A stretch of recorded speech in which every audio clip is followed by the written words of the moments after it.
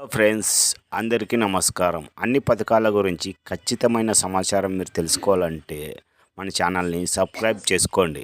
ఆంధ్రప్రదేశ్లో కొత్తగా అధికారంలోకి వచ్చిన చంద్రబాబు నాయుడు గారి ప్రభుత్వం అభివృద్ధి పనులతో పాటు సంక్షేమానికి కూడా అధిక ప్రాధాన్యత ఇస్తోంది.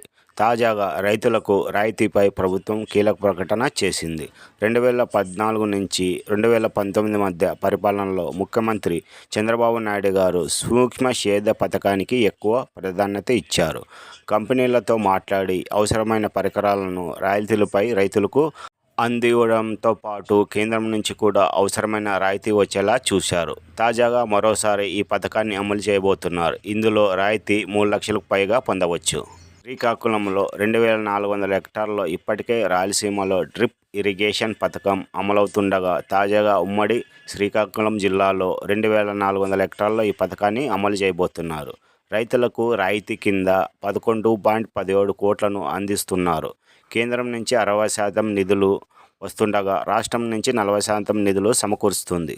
పత్తి, మిరప, మొక్కజొన్న, జీడి, మామిడి, జామ, ఆయిల్ ఫామ్, కొబ్బరి, కూరగాయలు, 5 ఎకరాలలోపు పొలం ఉన్న సన్నకారు, చిన్నకారు రైతులకు 90% రాయితీపై 2.18 లక్షలు అందించనున్నారు.